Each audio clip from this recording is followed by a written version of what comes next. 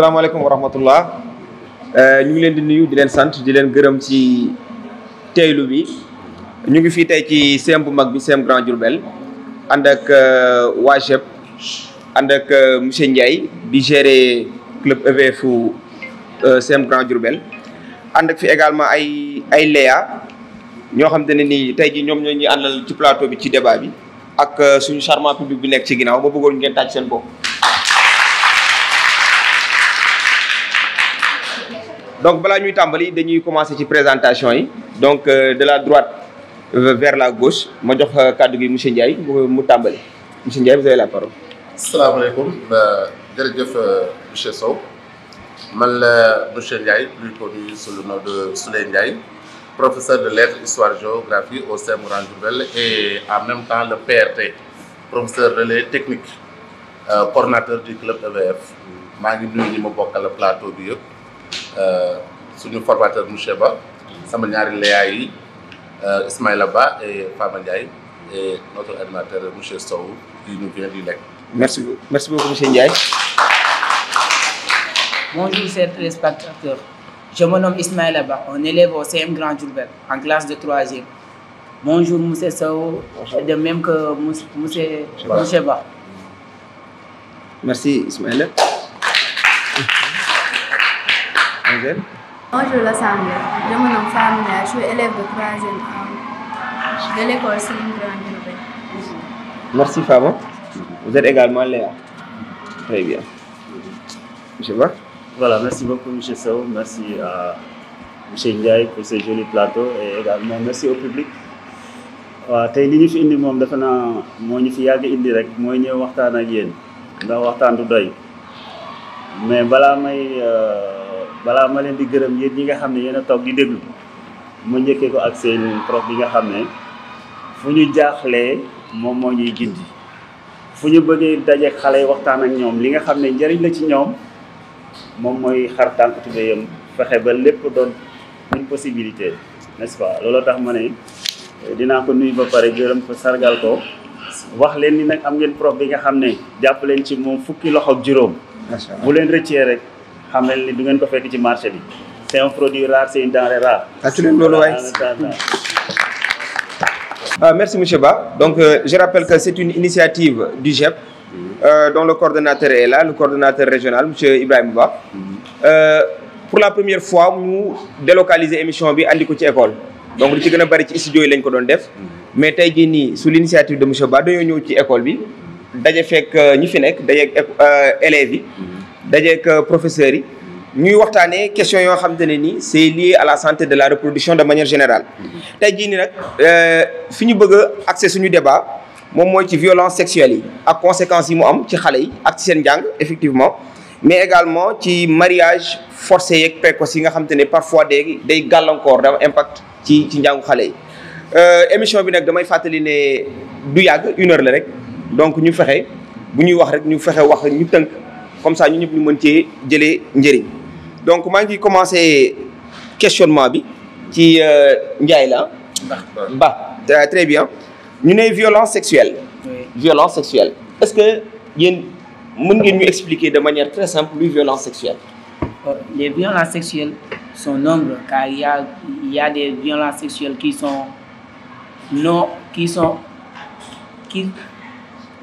c'est-à-dire que les violences sexuelles, ce sont des rapports non voulus. C'est-à-dire que ce sont des choses qui sont forcées, surtout aux femmes. Car ils disent que de nos jours, les violences sexuelles sont nombreuses. Mademoiselle, voilà. tey jii nii bu ñu doon wax ci wax violence sexuelle d'après Ba c'est jigéen ñi ñoom ñoo ci gën a sonn yow en tant que xale bu jigéen nan nga ko mën a jàngatee. Violence sexuelle nekk na lu nekk ci jigéen ñi te nekkul lu ñu rafetlu aussi parce que bëri na ay conséquences yu ñu mën a jox surtout ci jigéen ñi parce que dina yàq seen jàng yàq seen avenir aussi. est-ce que mën nañu ñëw ci cause yow lan nga jàpp ne moom mooy waral violence yi jëm ci xale jigéen ñi sexuellement li nga xamante ne moom mooy waral ndaxte bu ñu bëggee xeex mbir objectif moom mooy xeex violence sexuelle bi n'est-ce pas léegi lan moo koy waral. bu ko defee comme xale jigéen ñu ngi lay déglu parents yi ñu ngi lay déglu askan wi ñu ngi lay déglu ñu xam li nga xam te ne war naa mën a sooxe violence sexuelle bi ndax ñu mën ko arrêter. ñu appliqué loi yi pour ay. te lan moo koy andi violence. waaw Je peux répondre à ça. waaw ba. Les violences sexuelles sont liées, surtout, car on pense que de nos jours, les filles aiment les téléphones, surtout les iPhones, comme on le dit. Ils pensent que si elles ont des iPhones, ils peuvent faire tout ce qu'ils veulent. Et les hommes en profitent. Ils disent, ah, je te propose un iPhone et tu me donnes ce que je veux. Et d'autres choses, c'est lié à la finance, car nos familles sont un peu pauvres. On dit que c'est à nous de les aider. Et d'autres, c'est en ces conséquences-là qu'ils en profitent. Merci beaucoup monsieur Ba. Donc xale yi bu dee amee loolu ci doole ci violence sexuelle yi nga xamante ne moom mooy waral tey jii nii xale jigéen ñi ñu leen ci nit ñi sonn ci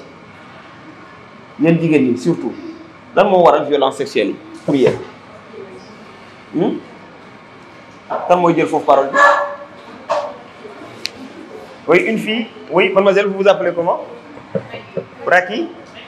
Vous êtes de quelle classe? Raki, c'est au 3e. Allez-y, Raki. Donc, toi, c'est le bon.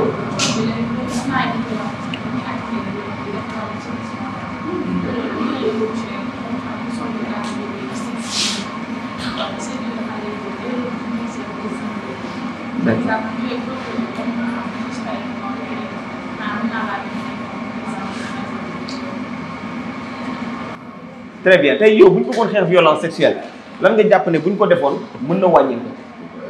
wala mu jeex ñu éradiquer ko une bonne fois pour toutes.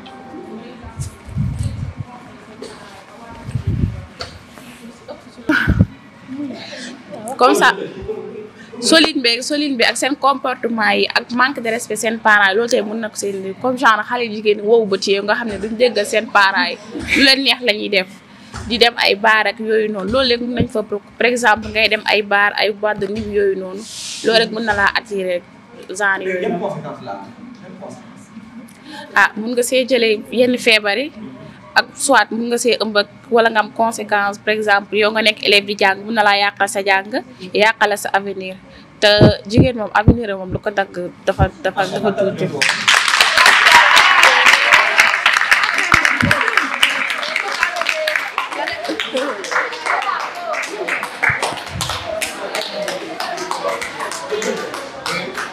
Bon, jërëjëf monsieur Sow ma dellu également remercier cette assistance de remercier le coordinateur du GEP pour ces mots placés à l'endroit de ma modeste personne. Rek ñëw ci question bi également les violences sexuelles d'abord nañ jéem a xam lan mooy violence sexuelle et man ci sama njàngat xëy na su may jàpp violence sexuelle mooy lépp loo xamante ni rek dañ koy imposer nit ki en matière sexuelle neexu ko maanaam sans son consentement tey viol baa ngi ci ay mutilation génitale yi nga xamante ne aussi xarfal jigéen comme ni ñu ko waxee mu ngi ci ay harcèlement sexuel mu ngi ci ak leneen ak leneen ak leneen donc su ne violence sexuelle rek nekkul xëy na des rapports sexuels direct yoo xamante ni aussi moom la jigi kii donc loolu aussi il faut ñu xam ko ban njeexital la mën a am wala yan conséquences la mën a jur ci nit yi man damaa jàpp ne les violences sexuelles d'ailleurs dafa am ce qu'on appelle les victimes directes ak les victimes indirectes les victimes directes mooy ko xam ne moo koy subir mais la victime indirecte également tey je donne l'exemple de la jeune fille qui à la maison également voit sa maman wala yoo xamante ne parfois dañ koy teg yenn kii bi psychologiquement day répercuté wu ci xale boobu noonu donc même l'enfant elle est victime de cette violence là donc si je vois bien donc violence sexuelle nekk na loo xamante ne malheureusement nekk na un fléau qui gangrène dans la société boo xamante ni et c'est un tabou les gens ne veulent pas en parler donc lii c'est une occasion boo xamante ni ça nous permet de s'exprimer wax yee nit ñi aussi pour ñu gën a revenir à de meilleurs sentiments à mon avis donc pour ne pas monopoliser ci rek guddal ci kii rek loolu laa di amoon dama ci kii comme en attendant. voilà merci beaucoup monsieur Ndiaye di rafetlu intervention mademoiselle Sow mais macha allah li mu wax am na solo parce que défendre ay camarades de classe am suñu dégloo waxam bu baax dafa ne violence bi yéen am ngeen ci responsabilité te d'accord ngeen léegi responsabilité bi nee na ci ni ngeen di solo ci la bokk ci ñi ngeen di charmer seeni prof ca la bokk prof yi màggataguñu nag ñoom monsieur Ndiaye ay macha allah ay jeunes prof ay jeunes professeurs coof lañu donc voilà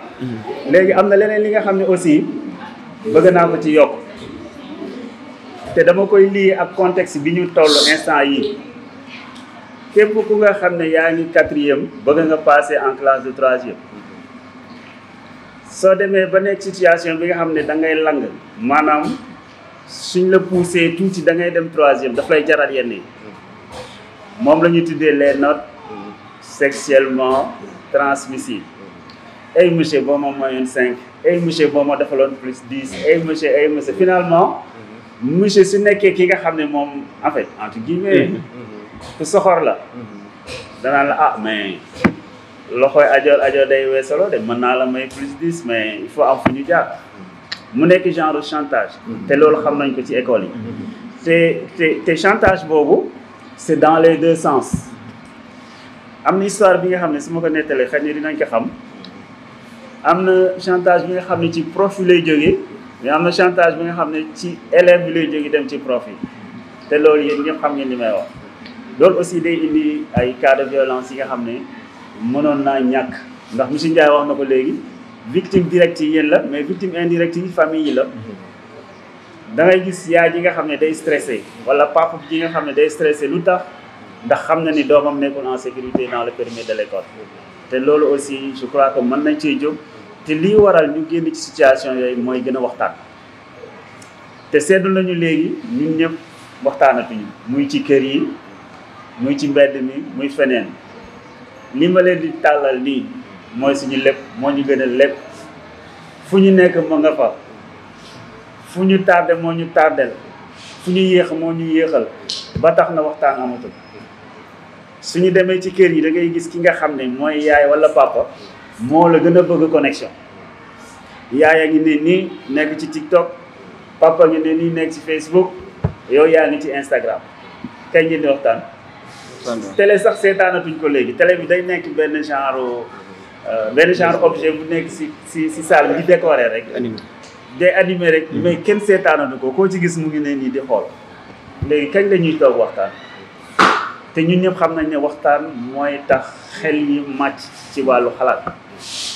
te lépp loo gis ñu koy ndamoo am doom ju baax moo ko gën ñun nangu nañu bon mais nanguwuñu suñuy doom bon ndax bu ñu ne doomu diw la rek laal nañ ñu te laal nañ suñu askan moo tax je crois que man si loolu laa gën a insister aspect bi nga xam ne moom moo ëpp solo mooy nan la ñuy def ba sensibiliser ñii di dem école muy xale yu jigéen ñi muy xale yu góor yi que jàng moo leen fa yóbbu bu ñu jàngee nañu ñibbi kër ga mbedd bi c'est vrai di nga ci jaar pour jóge école dem sa kër wala pour jóge sa kër dem école mais bul fàtte ni dañ la dugal école pour que yow nga sàkku xam-xam muy doon sa njëriñ ëllëg loolu buñ ko fàttewul rek defe naa dinañ nekk ci yoon bi nga xam ne moo gën te dinañu mës a tekki un jour loolu laa amoon lu may wax en attendant. jërëjëf monsieur Ba jërëjëf donc buñ tënkee rek dinañ xam ne violence yi yaatu na te li ko waral bëri na xale yi macha allah jot nañoo génne li nga xam te ne war naa mën a andi violence sexuelle di rafetlu également kaddu monsieur Ndiaye bi wane que ne conséquences yi yemul directement ci ñi muy dal mais day dem ba ci famille proche monsieur Ba ñëwaat na ci chantage bi waaw ba pare proposé ñu ne nañu utiliser le dialogue bu ñu jógee ci thématique boobu monsieur Ba defe naa mën nañoo ñëw ci force bi violence sexuelle bi li ci gën a bëri force la mais am na ci yoo xamante ne nii day intervenir ci biir mariage ñu ko tuddee ko mariage forcé waaw tey jii bu ñu bëggoon définir mariage forcé nan lañ koy ban définition lañ koy jox mariage forcé waaw. dañ lay may sans intervention parce que tey jii nii famille yu bëri dañuy may seen doom sans leur intervention te loolu sëy bi du mën a yàgg te dina metti te bëri na ay causes yi nga xamante ne moo tax parce que parents yi parfois dinañ pauvre yi nga xamante ne ku góor ki bu leen proposé wee xaalis wala mu proposé leen tey jii nii kër ay yooyu noonu dañuy obligé jaay lii seen doom may seen doom ñuy sëy te tamit sëy bi du leen neex. jërëjëf mariage forcé. comme ni ñu ko waxee rek mariage forcé c'est le non consentement des deux couples ndax ëllëg ñoom ñaar ñooy nekk du parents yi duñ fekk ñoom ñaar bu ñu amul consentement seen biir mariage bi mënut a déroulé te loolu sax mariage forcé bi je suis avec mais je suis contre aussi ndax xam lu tax ma ne je suis avec boo calculer léegi jigéen ñi comme ni respecté wuñu léegi mooy loolu léegi parents yi ñoom dañuy obligé dañuy naan bàyyi ma teel kaa may xanaa bu ma ko teelee may après yéen yi du ko fekk si du ko fekk si lenn li nag je suis contre car ndax léegi normalement jigéen dañ leen a war a may sens que ni ñoom tamit ñu mun a prouver seen avenir mun a defar seen avenir ndax léegi l'éducation dafa développé léegi presque dañuy naan ku jàngul bokkoo léegi même jigéen ñi dañoo war a jàng moo tax man ma ne je suis avec et tamit dama contre ñaari. tey jii boo doon def option. ban option ngay jiital. ngay ànd ak mariage forcé bi xale bi ñu maye ko. ci li mu àndul ci li mu bëggul wala da nga koy xeex da nga ci ànd wala da nga koy xeex yow en tant que jeune. non man moom dama koy xeex bu nekkee moom premier objectif moom boobu laay jël. mais ndax xam lu tax man ma xalaat ñaari yëpp. ndax boo calculer heure bii nii xale yi tamit ñoo nangootu léegi ay calculer même dañuy génn seen kër ay certaines heures wala nga gis leen bu ñuy génn ñu sol loo xamante ne naka su dul noonu loo xamante ne même yow mii sax léegi xam nga islam daane comme ni nit romb nga xool ko comme ni xool ko ñaari yoon loolu rek am nga si bàkkaar mais léegi ñoom ñoo lay poussé nga def ko ndax buñ solee yenn soli ni bët moom mënoo kaa téye doone sa bët mënoo kaa téye ndax lu ñëw foog nga teg si regard loolu moo tax. yow jàpp nga ne xale bu dëgër bopp. nanguwul toog. di dox. teel koo maye moom mooy doon solution bi. waaw. mariage forcé bi moom mooy doon solution pour ñu téegu. waaw am na demee bay certaines conditions moom loolu mooy doon kii bi. d'accord dégg naa sa wax yow nga wax ci lan xale boo xam ne daa dëgër bopp ni mu ko waxee xam ne parents yi dañ koo tere mu të mais xale la solution bi mën na doon ñu maye ko par la force ànd nga ci. mën na doon ñu maye ko par la force parce que tamit gàcce mën naa jëmee fu ne te tamit doom nawle la donc ñëw ñu maye ko ñu sëy nga xamante ne pour en cas benn xam ne pour en cas dara du la ci fekk mais tey jii boo nekkee xale bi nga xam ne amugoo jëkkër xam nga tamit di nga sonal benn danger mën na laa dal tamit aussi di nga sonal say parents. di nga leen est-ce que xale war na sëy est-ce que xale war na sëy bu dee xale la ñuy waxtaanee est-ce que xale war na sëy. xale bu war a sëy. 18 ans xam nañ laa ko may mais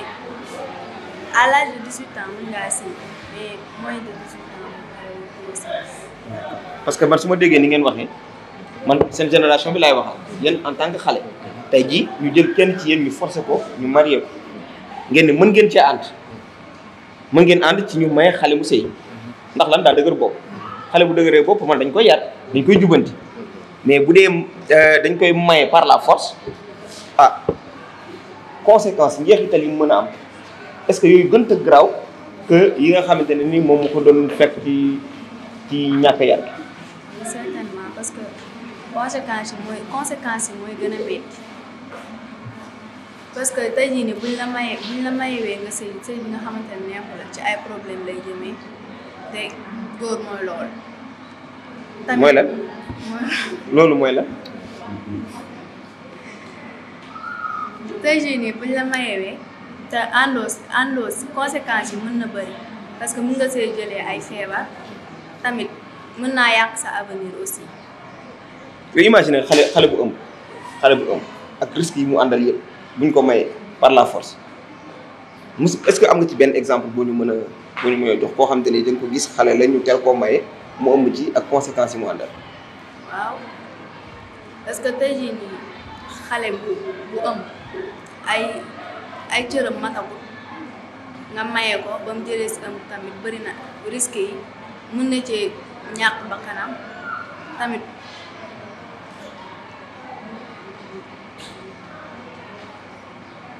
ak lan. mën na see ñàkk bakkanam.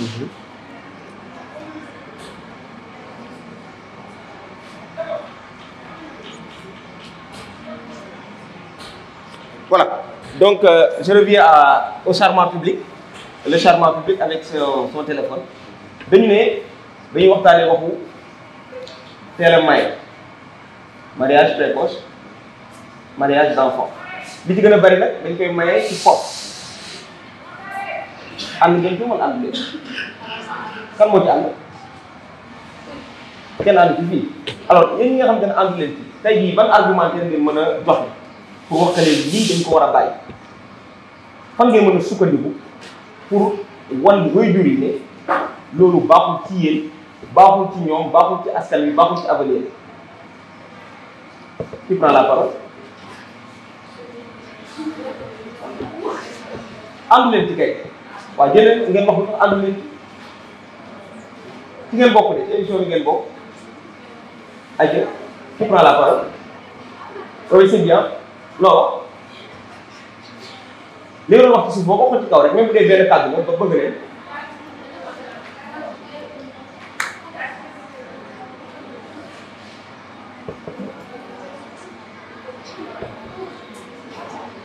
non da ngaa désister amul problème donc on revient au niveau du plateau monsieur Ndiaye donc par rapport à la question des mariages et grossesse précoce mariage forcé d'enfants tey jii ban jàngat nga ci mën a def. waaw merci monsieur Sow yaakaar naa ne mariage précoce yi bala ma ciy wax damay andi benn anecdote rek par rapport ak li Ismaïla doon wax léegi ci kii bi quand j'étais dans le Fouta au CEM Grand Diourbel comme sama mbokku Haalpulaar yi. ñoom dem tay dañu teel a may seen doom yi le principal avait convoqué l'APE après mu ngi ciy waxtaan ak moom noonu ci kii bi mais le vieux ce qui lui a répondu mooy principal ñun suñu mayewul suñu doom yi seen moroom yii ne ci classe yi ñoo leen di ëmbal donc c'est ce qu'il a dit donc bon théoriquement am na loo xam ne son argument est solide quelque part ndax ñoom jàpp nañ ne mariage bi su boobaa benn genre barrière de protection lay nekk pour la fille ndax suñ ko joxewul teelul joxe xëy na dina def naka sa du noonu te comme dans la société sénégalaise africaine de façon générale en matière de tradition dañoo fonk dañoo am ay tradition xam ne mënuñ koo mën a transcender soo ko transcender yow xale bu jigéen bi tu fais honte à toute une famille à tout un clan. donc pour loolu bañ a arrivé donc ñoom gis nañ ne l'alternative mooy su tolloo yaakaar na ne ñoom elle est en âge de procréer war nga koo mën a may mu sëy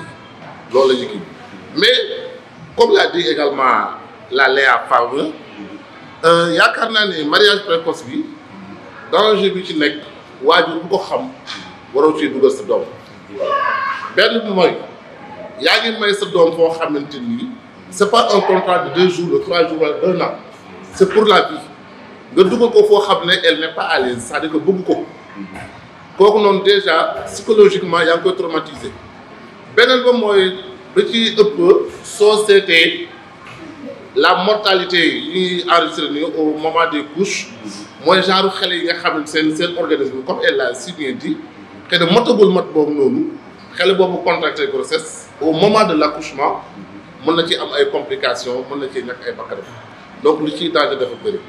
te man damaa yaakaar ni toujours la solution c'est pas que parce que xale bi dafa tëj il faut may ko déedéet ndax yow yaa ko jur am na benn éducation boo xam ne yaakaar naa ne soo ko defoon yow parent bi soo ko defoon ci xale bi au préalable dina toll foo xamante ni soo egsee ci étape boobu noonu yow sa bopp sax yow di nga ñeewantal pour jëm di ko maye.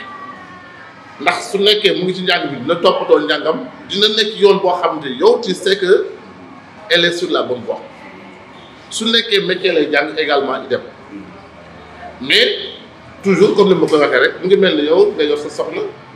mu mel noo xam ne xëy na neexu la nga naan ko il faut ma takk beneen soxna kii t'a dit que yow beneen soxna bi ngay takk elle ne sera pas pire du gën a yées bi nga amoon déjà. Donc la solution est que comme l'a dit tout à l'heure monsieur Ba il faut instaurer le dialogue dans la famille.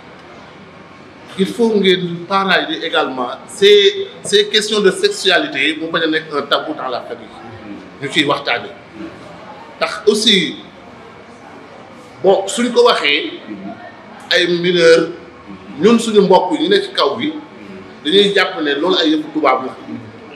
ndax jàpp nañ ne xale bi su commencé gis mbaax rek mat na jigéen te mbaax da nga koy gis mën nga koo gis ci fukki at ak ñeent. mën nga koo gis sax ci fukki at ak ñett mais est-ce que fukki at ak ñett aussi maye ci jigéen mu dem sëy koo xamante ni wóor na ne kii su demee sëy xëy na mën na ciy jële ëmb un enfant une fille de 14 ans mu am grossesse ëllëg si biir lan la koy jëlee ci accouchement loolu est-ce que aussi pareil ñu ngi koy xalaat donc man li may wax rek di ko wax sama bopp di ko wax bépp parent également mooy que nous essayer de mettre les filles sur la bonne voie à bas âge c'est-à-dire que ñu accentuer également ci éducation l'éducation surtout des filles parce que nag dafa nekk benn frange de la population boo xam ne dafa vulnérable kooku noonu dafa soxla protection de la famille de l'école mais de la société de façon générale donc loolu daal vraiment en kii loolu laa bëggoon avancer ci côté boobu. merci monsieur Ndiaye balaa maa jox parole bi monsieur Ba. par rapport ak li nga wax nii léegi nii sensibilisation dialogue. club EVF ban rôle la ci war a mën a jouer à l'école. élève bi nga xamante ne ñëw na en classe de 6e à l'âge de 12 ans. mu ngi waaj a gis ay règles am mu ngi waaw comme ni nga ko waxee. yi nga xamante ne bu ñu gisee mbaax rek seen waajur dañ leen di jàppee comme ay jigéen. te ñu war a mën a waxtaan ak ñoom te question yu bari ci biir kër yi nekk ay question tabou. léegi nag ci école yi am na ay club EVF. cadre yoo xamante ne nii yi ci gën a bari éducation à la vie boobu noonu. dañ ko ciy def. effectivement nga jàpp ne xale yi dëgër bopp yooyu wala xale yi nga xamante ne ñoo commencé jël ay yoon yu neexul seen i waajur. club EVF lan la ci war a mën a def pour delloo leen ci axe. merci monsieur Sow bon question boobu noonu dinaa ci kontaan pour répondre. vraiment c'est une excellente question boo xamante ni yaakaar naa ni suñ ko posé wul woon fii nii sax ba jóg dama yaakaar ne émission bi dina am lu des. ndax le club EVF comme son nom l'indique également éducation à la vie familiale yaakaar naa ne dafa war a nekk njeexital ndax aussi comme ni ma koy war a waxee rek à l'école on ne parle pas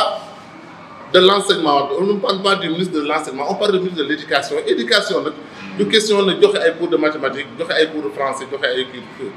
les parents nous ont fait confiance dénk ñu seeni doom li nga xam ne moom moo des peut-être pour wàllu éducation ci wàllu accompagnement ñun ñu war koo mottali ci ñoom ci loolu nag yaakaar naa ne d'ailleurs émission bii nii sax ça entre dans ce cadre là dans le cadre kii club EVF yoo noonu au niveau des écoles au niveau des classes au simplement à partir même de la 6e parfois dañuy organiser même des causeries par classe qui ciblent surtout les jeunes filles ndax dañuy gis ne collège bari na ci ñoo xam ne ñu ngi fiy ñëw soo ñëwee collège rek déjà yaa ngi commencé gis baax même à partir de la 6e am na des élèves qui sont en 6e ñu commencé gis les règles mosoo koo gis et comme vous l'avez bien dit également à la maison les gens n'en parlent pas à part peut-être yaa ji sax xëy na mooy kii bi mais papa rares sont les pères qui parlent avec leurs filles des problèmes de règles donc yow mi nga xam ne aussi yàlla dimbale na la nga am ci tuuti xam-xam di yëngu ci domaine boobu noonu war ngaa mën a toog ak élèves bi ne ko lii su tolloo fii taxawaay bii nga war a am lii nga war a moytu yoon bii nga war a jël loolu aussi ñu ngi koy def au niveau des classes mooy les causeries yi may wax nii à part loolu aussi gis nga cette magnifique salle là où nous sommes qui nous accueille aujourd'hui gis ngeen affiche yi ñu fi def yëpp loolu yëpp ça va de l'éducation ndax aussi ci club EVF bi yaakaar naa ne monsieur Ba wax amoon na kii ma joxoon noonu amoon na benn affiche bi naan ki la xelal moo lay dimbale ki lay conseiller moo lay dimbale moo lay won yoon bu baax lay jaar donc club EVF bi ci yoon boobu la taxaw ci tànk boobu la taxaw également pour mieux aider les jeunes filles et même ñun dañuy def parfois suñu gisee une fille boo xam ne ndax aussi on n'est pas enseignant pour rien nous sommes des psychologues nous sommes des guides nous sommes vraiment des parents da ngay gis benn élève boo xam ne soit par ses notes qui dégringolent d'un niveau à un autre wala soit par son comportement à l'école nga gis ne peut-être c'est une fille qui a des problèmes, c'est une fille à problème kooku noonu da nga koy woo en solo waxtaan ak moom mais waxtaan bi aussi na fekk mu am ci yow confiance nit ku su amul ci yow confiance du la wax ay problème ay kii yëpp léegi kooku noonu su la waxee aussi yow tu dois avoir des solutions immédiates c'est-à-dire que yoo koy jox pour kii wala boo koo koy référé su fekkee ni kii nga ne koy toogal fii nii man dama ci sant demal fii nii soo demee fii nii sa soxla dina faj donc loolu yëpp donc naan le club EVF également loo xamante ne rôle am la te mu ngi koy jouer pleinement dans les kii te gis nañ ci aussi ay résultats macha allah. donc cadre d'accueil le cadre d'accompagnement. Voilà. Le cadre de conseil le cadre d'orientation. merci beaucoup merci monsieur Ndiaye. merci beaucoup monsieur Ba. waaw jërëjëf monsieur Sow mais yow aussi bëgg nañ ngay wax sa xalaat ndax sa expérience may na la nga mën a àddu ci thème bii. waaw parce que suñuy wax tey jii grossesse précoce am na ñi nga xam ne dañ naan précoce mooy lan ñu ne la mooy ëmb yu teel yi waaye teel fu ñu koy nattee fan est-ce que ci âge la est-ce que ci jëmm la am na xale yi nga xam ne tey jii bu ñu la nee 14 ans la ñu am doo ko gëm parce que yàlla may na leen jëmm ba bu ñu rombee ci cour bi ku mel ni Ismaïla ñeme leen kobos waaye fàtte nañu ne boo xoolee ci extrême xale bu ndaw la te loolu ñu ngi koy dund ci école yëpp beneen bi nag mooy lu tax ñuy may rek teel suñuy doom en fait parce que man loolu laa mën a jàpp suñuy doom lañ am na ñi nga xam ne comme sama mbokku pël yi ak mbokku monsieur Sow yi ñoom dañuy teel a may seen doom pourquoi parce que tradition la coutume la aada la n'est-ce pas teel a mayee doom parce que dañu naan doom bu jigéen du rëcc day tëb maanaam boo bëggee sa doom yàlla musal ko ci ëmb yu teel yi il faut nga teel ko jox sëriñ waaye xale bi nga xam ne moom dafa waroon nekk école sàkku xam-xam nga jël ko maye ko ne ko toppatool monsieur Ndiaye wala monsieur Sow nang mu yàqu. waaw xam naa foofu moom njàng bi moom même bu yàqoo dina sooxe benn ñaareel bi mooy mateewu ko xamu ko manu ko parce que gérer jëkkër mooy gérer foyer te gérer foyer nag nekkul sa jëkkër kese njëkk yaa ngi ci beccor ko yaa ngi fii nijaay yaa ngi fii tante yaa ngi fii bàjjen yaa ngi si et cetera ñooñu ñëpp da nga leen di war a gérer te ki nga xam ne xale la nag xamul loolu tàggatuñ ko si je crois que du ko mën beneen bi nag mooy li ñuy naan les causes lan moo koy waral man nag du ma dugg ci cause yëpp benn rek laa ciy jël benn laay jël rek samp ko comme ni ngeen koy waxee nii mooy la pauvreté yàlla nañ ci yàlla musal amiin. gis nga ñàkk baaxul képp kuy ñaan lu nga xam ne moom moo gën ci yow ñaanal yàlla mu génn la ci ñàkk ak ndóol yàlla nañ ci yàlla musal damay jël benn exemple xale bu jigéen buy def 3e monsieur Ndiaye jóge fële ñëw ci kër gi bëgg ko indi ay millions yu dul jeex sotti ko ci kër gi jox paa jox mère jox tante jox sœur jox ñëpp bu yàggee ngeen farak moom nee ko nag demal sëy njàng mi wóoru la ndax di nga ci am li nga bëgg kon loolu mën na waral xale bu jigéen bi nekk situation bi nga xam ne non seulement daf koy tourmenter mais bu yàggee du xam fu muy tax te bu yàggee dinañ ko ne aussi jëkkër xale te loolu ngeen xewal jëkkër xale mais xale xaalis nekk na xale am na xaalis kon bu boobaa boo sëy ak moom du perte moom foofu nag boo duggee ci gaam boobu comme ni ngeen koy waxee yéen moom mooy jàng bi moom da nga koy teg fee dama leen di jox benn cas bu nga xam ne man dund naa ko xale bu doon def quatrième xale la benn moodu bu jóge Espagne ñëw sotti papam xaalis bu bari papam gardien la yaayam day jaay gerte caaf kon ñoom ñaar dañuy góorgóorlu mu jox leen xaalis bu baree bari mais ba école tëjee paa bi daf ko may xale bi jooy na ko fu ne fu mu xalaat ne mën nañ ko jàppale rek dem na fa mais papa jey dogal mu may ko par force année bi ci topp école tijji xale bi indi ëmb su duggee classe commencé signe process yi di feeñ ay wàccu ay miir ay lu nekk ñëpp xam ne kii léegi moom garage la jëm moom ci boppam moo ne d'accord man xam naa ni mënuma continuer année scolaire bi waaye damay suspendre samay études maanaam ren moom duma jàng te année boobu jàngul ba école tëj école tijji li yàlla di def mu am doom kon année boobu aussi mënul jàng te ba tey jii mu ngi taaxelu naan sama doom ji bu demee ba fer ba dëgër dinaa ñëwaat ñaata année la perte ñaar wala ñett kan moo waral mu perte année yooyu papa mi ko maye par force lu tax papa maye ko xaalis nag moytu leen ko de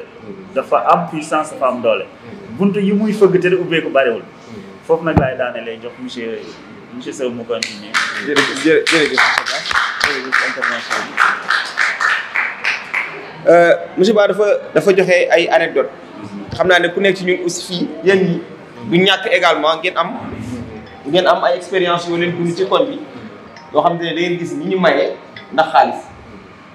gis seen i morom yoo xamante ne ñu ngi leen di labat te seen i waajur du ñàkk ne ñu ngi ci tànk maye leen est-ce que amu leen fii ay exemple yoo leen ñu mën a jox ñu mën a partager yoo xamante ne ni xale yi dañu leen a maye ndax xaalis seen waajur dañoo néew doole donc dañuy góorgóorlu ñu maye leen amu leen fii yi ngeen xam ay xarit ay dëkkandoo ay am di jàmm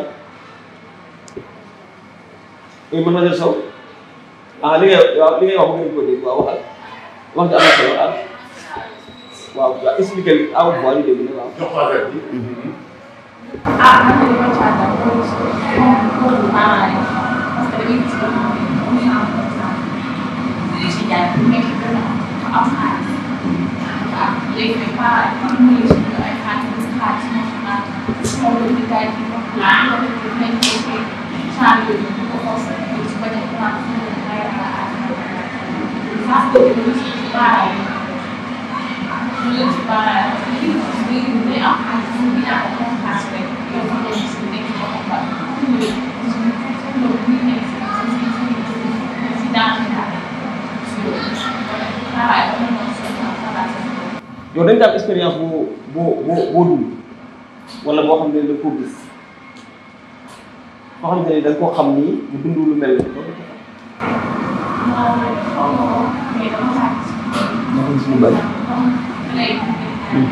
waaw macha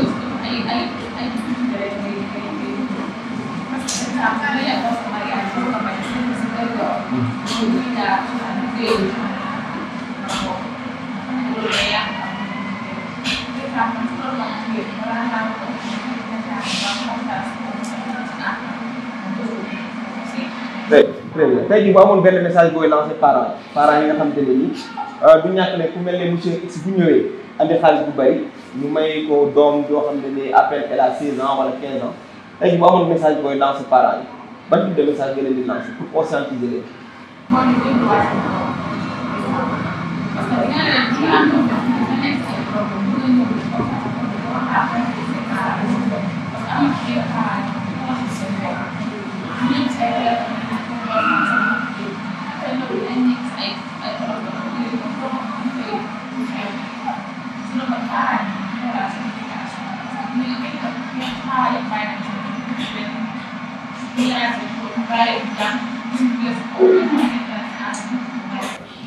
ñoom daal ci intervention mën nañu donc ñu ñëwaat ci plateau def un dernier tour de table par rapport ak conséquences yi wax nañ ko mais tey jii bu ñu amoon ay solution yan solution ngeen di préconiser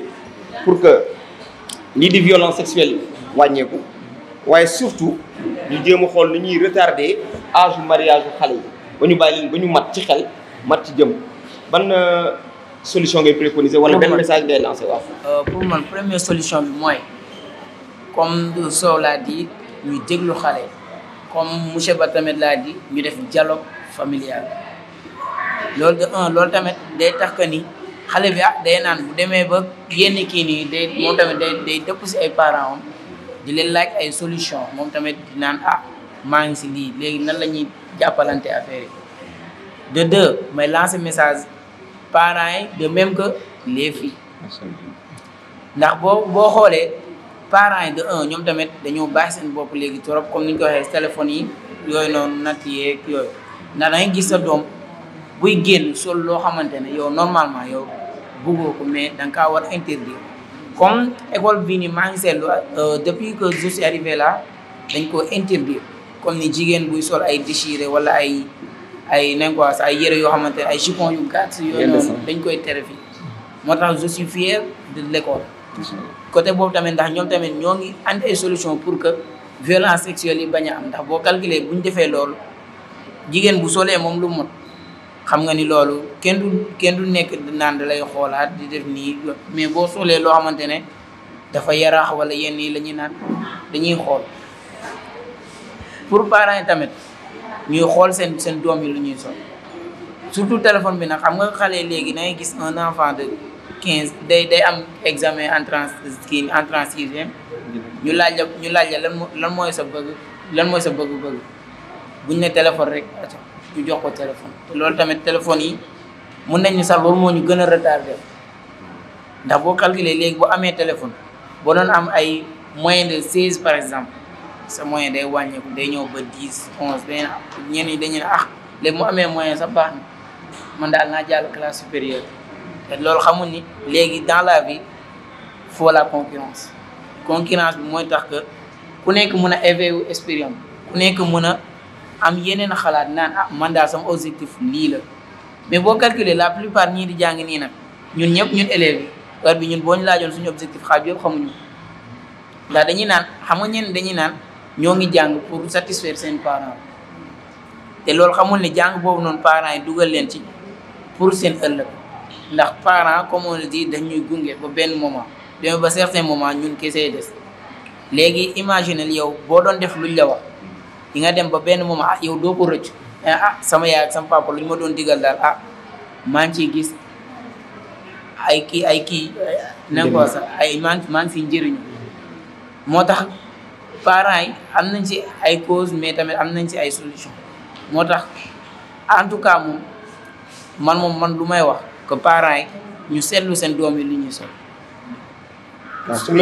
ma la dégloo bu baax daa mel ni jigéen ñi rek ngay joxoñ waaw xale yu góor ñi parce que boo xoolee espace scolaire école bi ay xale yu góor la xale yu jigéen waaw boobaa léegi ci xale yu jigéen ñi rek ngay wax xale yu góor ñi aussi amul loo leen mën a wax ñoom ñu xam ne jigéen ñi ñuy nekkal seen i rakk lañ seen i morom lañ seen i naataango lañ seen i nawle lañ ba yu bari même bu leen ko jigéen ñi proposé sax war koo mën a daw lan ngay wax foofu xale yu góor ñi sa classe bi waaw pour ñun ñu moytu moom dañoo war a jàpp suñu xel que ni à chaque fois jigéenu suñu yaay bu ñu defee yenn dégâts bu ñu ko defee nañ considéré ko comme suñu yaay lañ ko def ndax boo calculé jigéen mooy yaay kii mooy suñu yaay boo calculé yow 9 mois comme 9 mois de grossesse 2 ans d'allaitement yow boo calculé loolu rek yow boo xoolee yow da ngaa war a yërëm jigéen waroo nekk yenn kii nii di ko imposer.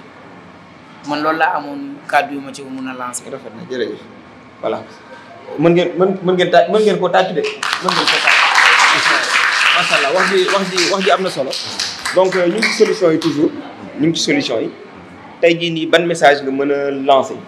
sa morom yi góor ñi comme jigéen ñi mais également parents yi par rapport ak thématique yi ñu fi wax nii léegi waaw ñu tënk rek. benn côté si élèves yi ci jigéen ñi laa wax parce que ñoom tamit fautif lañu même pas éducation parce que sa yaay mën na laa def éducation bu baax teewul boo génnee si mbedd bi doo gis sa morom def ko mën nga ko def aussi tey jii nii di nga gis ki nga xamante ne day génn seen kër yiw su génnee si mbedd bi similum solo teg ci leneen lu bon am na loolu aussi parents yi duñ ko xam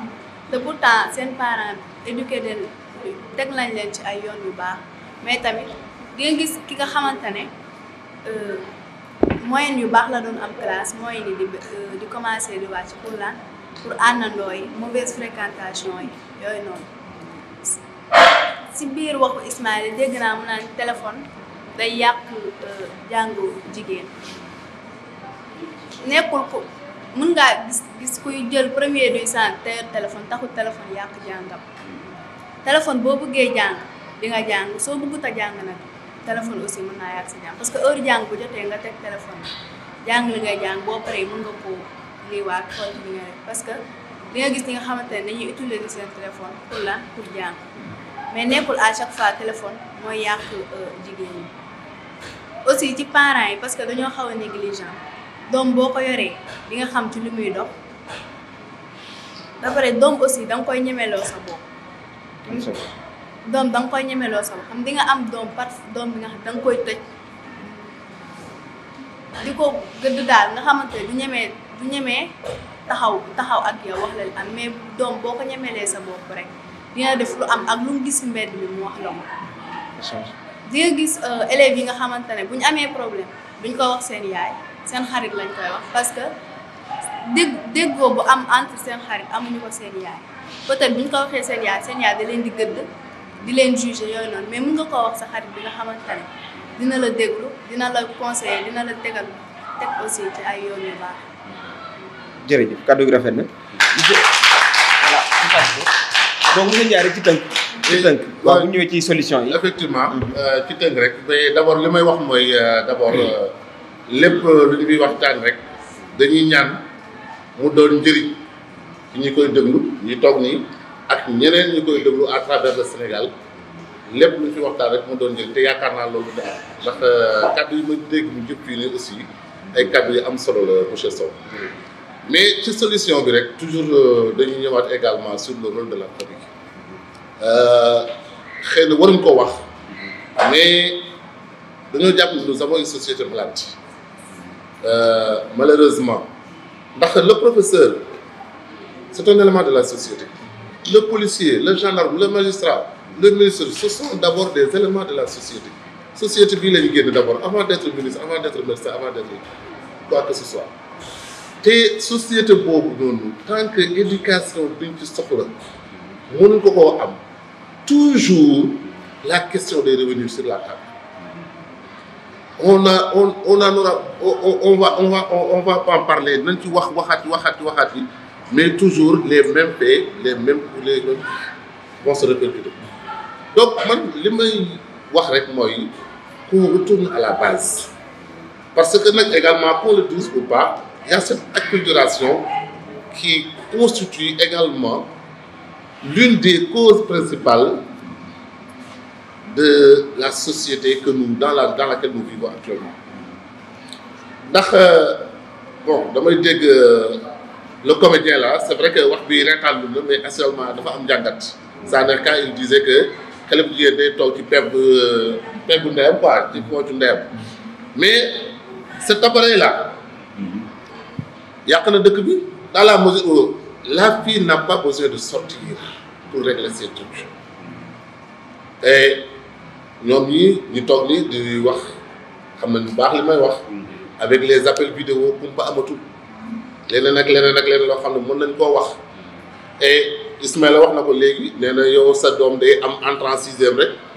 nga ne ko dama kontaan yow dina pour cadeau xamoo leneen looy xalaat nga jël ko portable elle vient au collège avec un portable en classe de sixième am na fi moi j'en ai vu plusieurs donc loolu noonu déjà xale bi mu ngi commencé dugg ci ay groupe WhatsApp la nga defoon ci moom éducation xëy na yeneen àndandoo yoo xamante ne du mën a àndandoo yu bon sax ndax le mot est un peu dur mais àndandoo yoo xam ne c'est peu des compagnons wala des compagnes peu désirables ñu dugal ci yow loo xamante ne nekkul woon ci yow man ça m'est arrivé hein les enfants qui sont en classe de CM2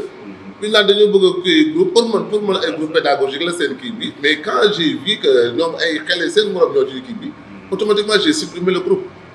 mais kii leen ne leen lii nag bu leen ci après boo leen waxtaan ak ñoom lii bu leen ko defati tolloo bu leen fii xam nga bu leen lii ainsi de suite conscientiser leen mais quoi qu'on puisse dire monsieur Sow la société actuellement dafa feebar te li koy wëral aussi mooy les parents reprennent leurs responsabilités bu njëkk monsieur Sow da ngay taseeg doomu monsieur Ndiaye fee ci mbedd mu def naka su dul noonu nga jàpp ko éduquer ko yar ko keneen du ci wax dara mais monsieur Sow tey xalaatatul taseeg moom monsieur Ndiaye wala moom monsieur Ba wax ko sax yenn wax yi waxantumaa nag yëkkati loxo di ko donc loolu aussi yëpp nekk na ci yoo xamante ne des phénomènes yoo xamante ne maanaam fu ko tënkee yëpp mooy andi tey lii ñuy waxtaanee tey suñ ko jëlee yëpp tënk ko rek mooy andi tey jeexital bi mooy lii ñuy waxtaanee tey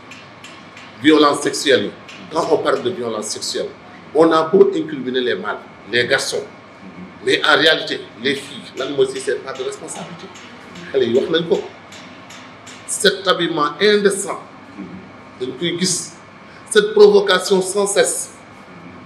yow da ngay bëgg a jub sax mais ñoom ci seen bopp xëy na ñoo lay provoquer de la façon par leur avance yoo xamante ni aussi nit la théâtre de pulsion am na fu ñu ko poussé rek soo moytul yow soo sësee ci mbir bi tu vas contre-attaquer donc li may ñaan rek bon maa ngi jégalu ci guddal bi mais c'est vraiment un thème, une question qui me tient à cœur ndax je suis un éducateur en plus je suis un père de famille donc su ma sañoon ñu am benn société vraiment irréprochable parce que ci biir société bi également suñu xale yii ñu yor tey ëllëg si ñooy suñu yaakaar bu ëllëg pas pour ñun kese ñun famille mais pour réew mi en entier donc ces enfants là il faut que ñu nekkee xale yoo xam ne ay xale modèle lañ donc vraiment maa ngi ñaan vraiment ñu dellusiwaat également éducation bi insister dans la famille insister à la maison école aussi def ci ay kii yëpp. jërëjëf monsieur Ndiaye jërëjëf kaddu gi rafet na donc ñu tàcc monsieur Ndiaye s'il vous plaît. voilà bu ñu déggee waxam moom mooy société bu malade donc société bu malade moom moo waral parents yi boo xoolee tey jii kenn amatul jotu toppatoo sa njaboot ni mu waree waaye yaakaar naa ne aussi yar gi mag ñi ñoo ko yor mag ñi nekk ci kër gi ak mag ñi nekk ci école bi mag ñi nekk ci mbedd mi ak magu communauté bi parce que ay xale ay mag a leen di yar donc bu ñu nee xale yi ni ñu mel dafa des kon cela veut dire que mag ñi waru ñoo xoolaat seen bopp ci lu bari sax parce que tey jii nii ñoom ñooy refléter image société bi xale yi ci ñu bëri ci mag ñi la ñuy copier léegi nag ci copie aussi yemul rek ci mag ñi wax nañ ko téléphones yi réseaux sociaux yi image yi parce que tey jii ñu ngi dund ci àdduna bi ñuy woowee un village planétaire da ngay nekk sa biir néeg fekk yaa ngi États-Unis da ngay nekk sa biir salon fekk yaa ngi Chine wala yaa ngi Japon lépp lu xew ci àdduna bi xam nga ko donc moo tax tey jii parents yi seen éducation à l'utilisation efficiente des téléphones aussi da cee war a baax kër yi foo dem am na connexion bi war nañ ko mën a gérer am na heure yoo xam ne xale war na koo mën a yor téléphone parce que jamono ji muy dund moo ko laaj waaye aussi bokk na ci rôle parent bi mu limité ko heure nelaw la heure lekk la heure jàng la heure détente aussi mu nekk heure détente xale bi waruñu koo privé ci adduna bi muy dund mu nekk ci en déphasage monsieur Ba donc en une minute ñu nga tënkal ñu rek. waaw une minute ñu ngi may signaler que ne temps bi ñu mayoon ci émission bi daa jeex. voilà. d'accord merci monsieur Sow di remercier vraiment ñi nga xam ne participé nañ ci émission bi bon solution thématique yi nga xam ne teg nañ ci table bi man dama ne solution yi c'est à deux niveaux bu njëkk bi mooy le niveau individuel c'est-à-dire que ñun yéen il faut que ngeen nekk ñi nga xam ne da ngeen a am fulla ci li ngeen nekk. maanaam dignité kenn waru ko jaay suñu ne fulla fayda ak jom loolu waruñu ñëw di ko seet si yéen te duñ ko fa fekk képp ku nga xam ne nag loolu la ngar naa yooyu jom fulla fayda et cetera kooku mën naa rëcc mais jigéen bu ñàkk fayda amul fulla amul fayda ñëpp a koy ñeme fu mu jaar ñu cokkaas ko fu mu jaar ñu tàppaas ko góor yi même chose beneen bi ça doit être communautaire beneen solution ñi fi toog ñëpp nee nañu léegi waxtaan amatul ci kër yi bon yéen bu ngeen xëyee jàng yi ngeen paa yi liggéey nañu maire yi dem nañu marché bon yaa ngi kër ga ñoom ñooy gérer il faut que ñu xam ni suñu demee ci école yi amatuñu nijaay c'est vrai mais club EVF war na mën a doon suñu nijaay war na mën a doon suñuy tante war na mën a doon suñuy bàjjen su club EVF wootee ne kaa leen ñu waxtaan ci lii ku fa dem di nga fa jël li nga xam ne am na njëriñ donc moo tax may ne solution bi c'est vrai que c'est au niveau individuel mais c'est au niveau communautaire également avec vraiment la réactivation des clubs EVF loolu am na ci solo moo tax ñu ngi remercier ñëpp ñi nga xam ne guddeeg bëccëg ñu ngi ci club EVF di encadrer xale parce que encadrer xale dafa am solo parce que am na benn borom xam-xam fa laay daane leen tubaab la c'est vrai mais li mu wax dëgg la nee na éduquer un homme vous éduquez un individu et un seul. Éduquer une femme, vous éduquez toute la société, vous éduquez le monde entier. kon jigéen mooy lépp jigéen ku ko yar rek fexe société bi baax parce que am na ñu ne boo bëggee yàq société bi yàqal ñaari mbir yi yàqal seen jigéen yàqal seen ndaw ñuy jigéen yi ku ko yàq ci société boobu amatul avenir te defe naa club EVF moom dafa taxaw ci defar xale defar jigéen pour que société bi ñun ñu mën ci am yaakaar naa loolu am na solo te foofu laay daanele kaddu gi am na solo ñu ngi leen di sant di leen gërëm ñu ngi sant surtout ñi nga xamante ne ñu ngi suñu ginnaaw ak seen intervention yu pertinente ñu ngi sant di gërëm monsieur Ndiaye mi ñu accueillir fay ci CEM Grand Diourbel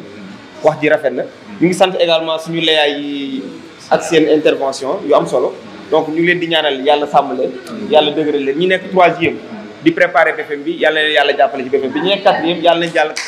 en classe de 3e donc ñu ngi leen di sant di leen gërëm ba beneen yoon incha allah jërëjëf